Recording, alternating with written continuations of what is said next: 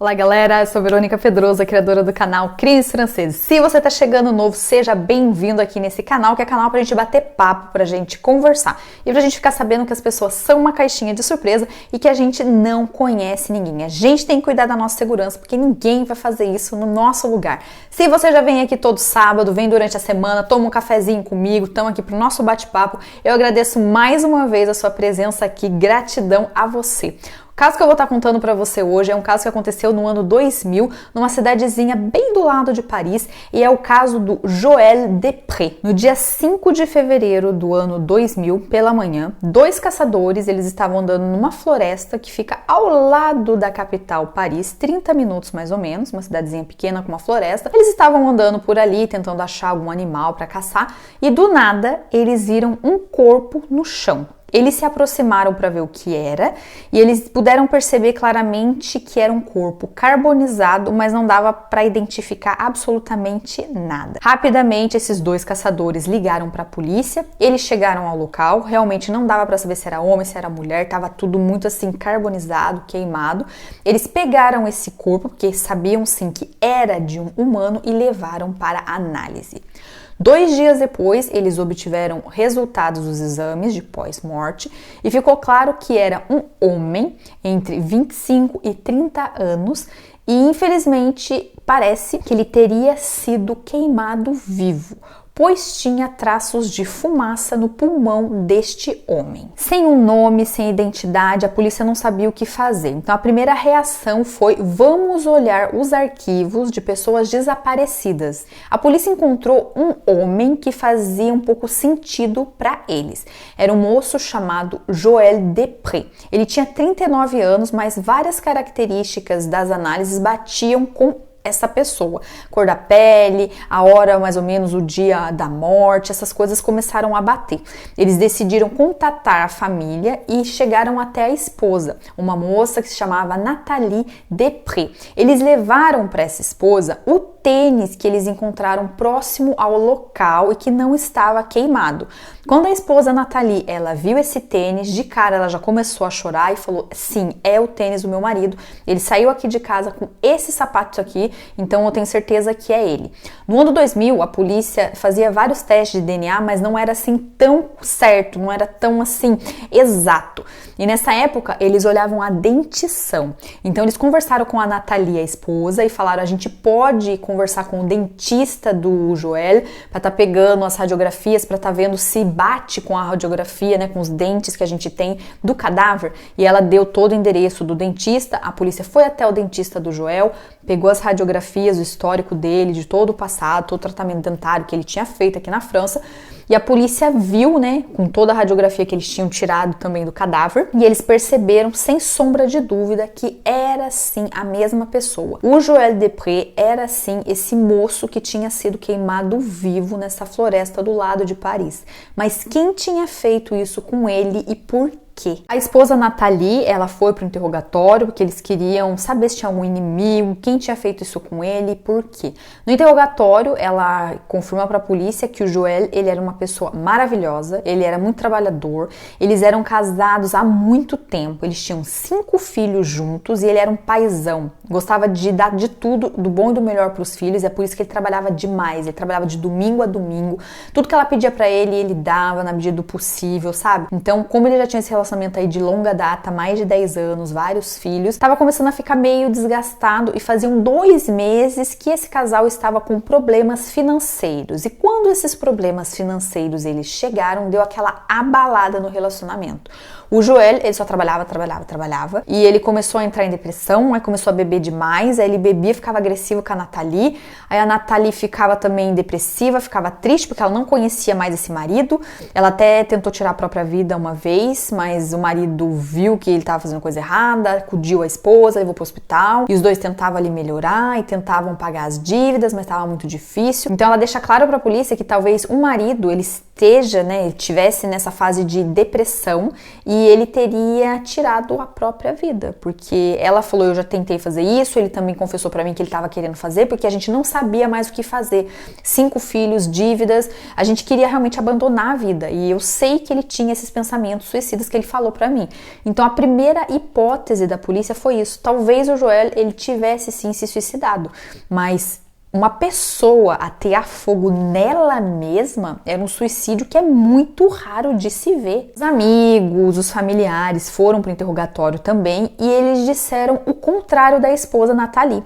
Eles disseram que não, o Joel, ele era muito trabalhador, ele trabalhava de domingo a domingo para dar tudo do bom e do melhor para os filhos e para a esposa. Ele amava demais essa esposa, ele era cego de amor e realmente ele não assim se imaginava viver sem a esposa. Então, se eles estavam falando de separação, era uma coisa que seria muito difícil para o Joel encarar, porque ele não conseguiria viver longe dessa esposa e longe desses filhos que ele amava demais, ele gostava demais de ser pai. Então a polícia viu que a história da esposa não estava batendo tanto com a dos familiares e dos amigos, então a investigação continuou. Eles encontraram o carro do Joel no dia 11 de fevereiro. O carro estava super sujo e a polícia decidiu pegar a terra desse carro, pois tinha muita terra no pneu e terra dentro do carro. Quando eles analisaram essa terra, eles viram que era a mesma terra encontrada na floresta onde o corpo do Joel foi encontrado carbonizado. Então, peraí, a tese do suicídio não tinha mais sentido aqui não. Porque como que tinha terra dentro do carro e o Joel, ele ateou fogo nele sozinho? Não, então tinha uma pessoa com ele na floresta que deve ter colocado fogo nele. Essa pessoa pegou o carro com o pé cheio de terra e desovou o carro em algum lugar para estar despistando a polícia. Então foi nessa hora aqui que essa tese de suicídio ela foi deixada de lado. E eles sabiam que uma pessoa sim teria feito isso com o Joel, mas agora eles estavam querendo entender por quê. Na época do desaparecimento do Joel, a polícia ficou sabendo que tinha um casal de amigo com os 3 filhos morando na casa do Joel. Como o Joel trabalhava demais, ele tinha esse coração bom, ele gostava de ajudar todo mundo, ele amava demais. Nessa época do desaparecimento, tinha um tal de Stefani e uma moça, que era a esposa de Stefani, chamada Sandrine, que estava morando na casa do Joel com a Nathalie. Porque eles foram expulsos da casa deles, estavam pagando aluguel num local, aí não tinha mais dinheiro para pagar aluguel, começaram a dar cana, um dia eles foram expulsos. Foram expulsos, não tem para onde ir, vão pedir ajuda pro amigo. Então esse Stefani pediu pro Joel, a gente pode ficar na sua casa algum tempo, até a gente levantar um dinheiro e tá alugando uma outra casinha. Claro que ele abriu a casa dele com o maior amor, vem morar com a gente, onde come 6, 7, come 10, vamos lá, a gente vai dar um jeito. E tava todo mundo morando nessa casa. Claro que a polícia se interessou e foi conversar com o Stefani e a Sandrine. Os dois, eles não falaram nada de suspeito, eles simplesmente conversaram falando que no dia 20 de janeiro, como a Nathalie falou, todo mundo estava em casa e não tinha nada de suspeito, todo mundo tinha esse álibi concreto de todo mundo estava em casa, o Joel estava com a gente, e depois no outro dia ele saiu para trabalhar e a gente não viu mais o Joel, não teve mais notícia. Vizinho é uma coisa maravilhosa, né? Às vezes ele sabe mais da vida da gente do que a gente, que vizinho fica a orelha em pé ali e fica sondando. Quem soltou uma bomba para a polícia, adivinha quem foi? Foram os vizinhos da Nathalie e do Joel. Gente, agora vocês prestem atenção que o negócio vai ficar bem louco. Os vizinhos falavam que todo mundo sabia ali na casa, né, perto da casa ali, todo mundo sabia que quando o Joel, ele saía para trabalhar, a Nathalie, ela ficava de chamego, fogo todo, com esse tal de Stefani. Então, era o amante dela, o Stefani. E tinha a Sandrine na casa. Mas a Sandrine, ela não ficava sozinha, não. O Stefani, ele sabia, né, que a esposa dele tinha o quê? Um amante. Então, o Joel saía para trabalhar, chegava na casa um tal de William, e ele era o amante da Sandrine. Então, a Sandrine ficava fazendo festinha com o William, e a esposa do Joel, a Nathalie, ficava com o Stefani, que era o marido da Sandrine. Tudo isso na mesma casa. E eles ficavam fazendo a festinha e, de acordo com os vizinhos, não era só entre casal, não. Era um troca-troca de casal. Os 4 dormiam entre eles ali e ficavam o dia inteiro bebendo, ouvindo música, gritaria, pegação. Era uma coisa bem feia de se ver. É Claro que isso a esposa não contou para a polícia, o casal de amigos também não. Então a polícia, né, caiu o queixo e eles falaram, caramba, vamos investigar esses 4, porque se realmente aconteceu alguma coisa desse sentido, a gente tem que saber. E foi nessa hora que eles começaram assim a montar esse quebra-cabeça. Alguns dias antes do Joel desaparecer, a polícia ficou sabendo que ele chegou mais cedo em casa. Ele chegava tipo assim umas 3h30, 4 horas da manhã, e nesse dia aí ele chegou a 1 da manhã. Quando ele chegou em casa, ele entrou no quarto dele, ele viu o Stefani pelado na cama com a esposa dele, a Nathalie. Aí ele entrou em choque, aí já começou a chorar, o Joel. Aí a esposa falou, peraí, a gente só tá conversando, não tá acontecendo nada. Pelado na cama, conversando, tudo bem. Daí o Joel, ele era muito apaixonado por essa esposa, Nathalie. Ele começou a chorar, não entendia nada. Essa esposa deu um tapa na cara dele, ele ficou constrangido. Sabe o que ele fez, gente? Ele foi dormir com os filhos, no quarto dos filhos, e ficou chorando com os filhos no quarto.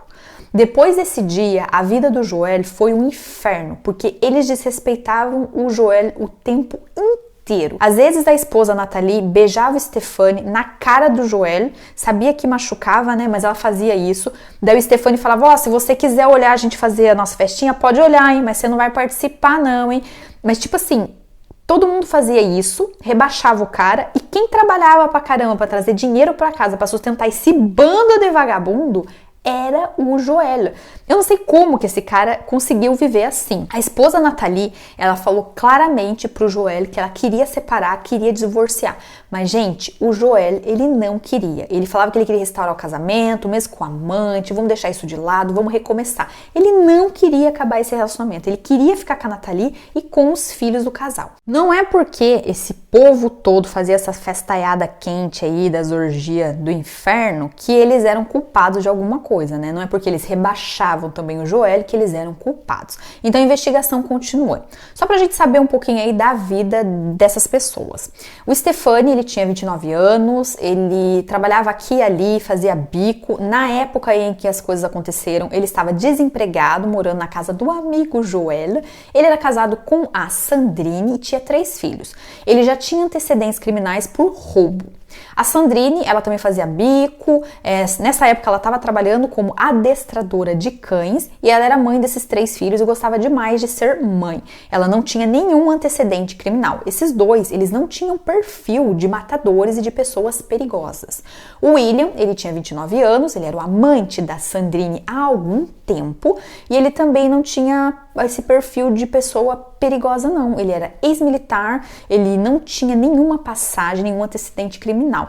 Então a polícia ficou assim meio de mão amarrada tentando saber alguma coisa sobre essas pessoas. A Nathalie, a esposa, sem antecedentes, uma mãezona boa, eles só tinham esse fogo todo. Em abril desse mesmo ano, só para vocês terem uma ideia, a Nathalie já estava morando com o Stefani e a Sandrine saiu da casa e foi morar com o William. Então os pombinhos aí, eles já estavam todos felizes. A polícia entendeu que parece que o Joel era a pessoa que estava atrapalhando a relação. Então isso talvez seria o motivo do crime. Pô, a gente tá querendo ficar em casal, esse cara não quer sair daqui, não quer separar, tá chato, vamos eliminar. Mas eles não conseguiam provar. Até que então eles decidiram olhar o histórico do telefone. A gente sabe que isso ajuda e está ajudando cada vez mais. Quando eles olharam o histórico do telefone do Stefani, eles viram que a localização do celular do Stefani no dia do desaparecimento do Joel estava bem próximo ali aonde o corpo foi encontrado carbonizado. Seria uma coincidência? Claro que depois dessa informação da localização, os 4 foram convocados para um interrogatório. Eles foram interrogados separadamente. A polícia identificou que a pessoa mais fraca dos 4 seria a Sandrine, a esposa, a ex-esposa do Stefani. É claro que sim, ela era a pessoa mais fraca ali de todos, ela tinha 3 filhos, a polícia foi falando dos filhos, quer ficar presa, será que teve alguma coisa, a senhora pode ajudar, a senhora falar, a pena vai ser mais leve para a senhora, sabe aquele papo de polícia, né, psicológico, para realmente quebrar a pessoa e fazer a pessoa confessar. E foi o que a Sandrine fez. Ela contou que tudo começou a sair fora dos trilhos quando o Joel, ele pegou o Stefani na cama com a esposa Nathalie. Ele realmente não queria separar, ficou muito triste, mas até então eles escondiam isso, estavam vivendo romance. Mas daí por diante, o Stefani falou, não, já que seu marido, Nathalie, tá sabendo, vamos viver nossa vida publicamente, vamos viver nosso amor.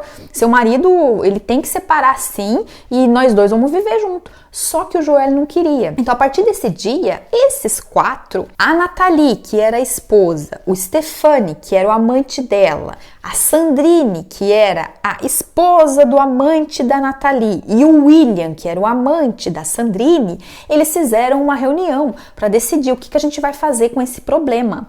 Eles queriam, principalmente o Stefani, viver o amor com a Nathalie. Então, tinha um empecilho, que era esse marido que não queria divorciar. Então, eles pensaram em várias maneiras de como eliminar o problema. O problema era o Joel. Eles pensaram em colocar veneno, em causar um acidente, em colocar uma bomba em algum lugar para ele explodir, mas eles não conseguiam achar nada. Até que alguém teve uma ideia de fazer o quê?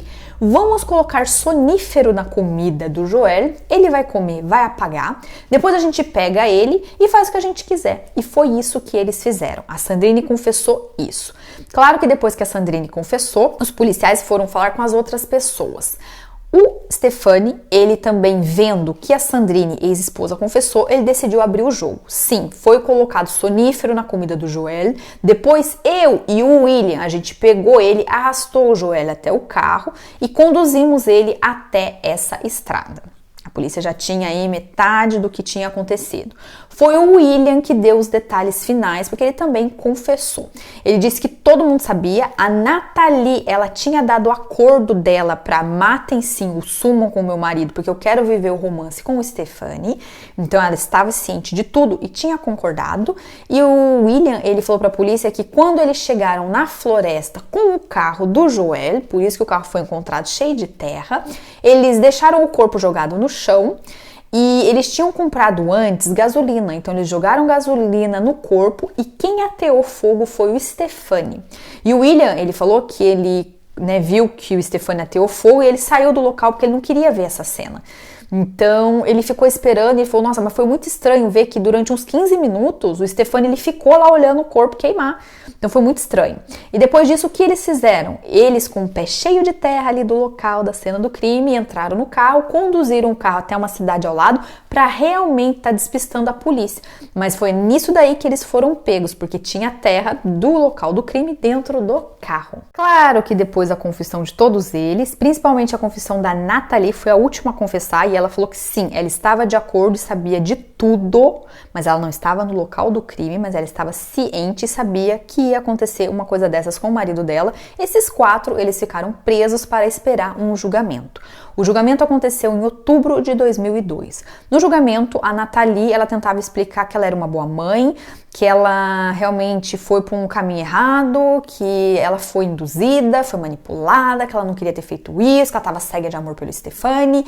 Ela não estava no local do crime, então ela não era a pessoa maldosa. Mas tudo isso caiu por terra, porque todo mundo viu que a cabeça ali era, sim, a Nathalie com o Stefani, porque eles queriam viver esse amor e o Joel estava, assim, ali atrapalhando. Ele não queria separar, ele queria reconstruir o casamento. Infelizmente, a Nathalie não queria isso e, sem saber o que fazer, o que não justifica o crime, ela quis eliminar o marido para viver esse romance com o Stefani. A pena desse povo todo aí saiu. A Nathalie, esposa, que foi uma das cabeças do crime, ela pegou 30 anos de prisão. O Stefani, que foi a pessoa que ateou fogo no Joel, que ainda estava vivo, ele também pegou 30 anos de prisão fechada. O William, que contribuiu com tudo isso aí e estava no local do crime, ele pegou 30 anos. Somente a Sandrine, ela pegou 8 anos de prisão por cumplicidade. Ela estava na reunião, ela sabia de tudo, então ela poderia em todo momento ter avisado a polícia, ela não o fez. Ela pegou 8 anos. Os filhos do casal da Nathalie e do Joel, eles vivem hoje com toda essa dor, essa perda desse pai, e eles assim sentem mais dor ainda em saber que a mãe que organizou tudo isso. Quando o crime aconteceu, eles eram crianças, 4, 5, 6 aninhos, então eles foram acolhidos por famílias que não era da família deles, não. Outras famílias que aqui o governo da França deixa à disposição dessas crianças que estão em perigo, então eles foram criados por pessoas de bom coração. Hoje, quando a gente vê notícia desse pessoal na mídia, esses filhos do Joel, eles vão dar algum depoimento, eles falam que eles vivem sim com essa dor, não conseguem perdoar essa mãe, mas eles pensam sempre nesse pai, que esse pai estar sempre com eles, pois ele era um pai muito trabalhador, muito presente, e eles têm essa imagem do pai, um pai que amava, que estava presente ali para os filhos. Claro que a gente sabe que as penas aqui na França, elas são bem ridículas, então atualmente esse povo aí, eles estão todos presos, a Nathalie, a esposa, o amante Stéphane e o Williams estão presos, mas por bom comportamento, trabalhar na prisão, a gente sabe que daqui a pouquinho eles vão estar aí soltos novamente. Esse foi o nosso caso de hoje, um caso aí pra gente pensar, pra gente refletir, ficar em alerta, que tem várias coisas pra gente pensar. Esse Joel, essa vítima, ele tinha um bom coração, ele acolheu pra dentro da casa dele o lobo, que foi o amante da esposa. Às vezes a gente quer ajudar, a gente põe pra dentro da casa, dá um prato de comida pra pessoa e a pessoa apunhala a gente pelas costas. Outra coisa também não é julgar, não é falar, mas a esposa disse claramente que queria separar, não estava mais dando certo e ele não queria largar o osso, queria reconstruir. Às vezes a gente tem que parar e pensar, não é só o lado da gente, tem o lado da outra pessoa. Vale a pena tentar viver nesse relacionamento que já está desgastado? A gente tem que parar, pensar, sabe? Não é ser um egoísmo, não é ser tão assim, deixo tudo, casamento de mais de 10 anos, não tem problema. Não, a gente tem que analisar todas as situações. E o pior de tudo, essa esposa que estava ali com o marido, teve 5 filhos, era uma mãe dedicada, olha o que ela fez. A gente nunca sabe quem está do nosso lado de verdade, o que as pessoas têm na cabeça. Muito obrigado pela sua presença até aqui, minha gente, e até o próximo vídeo.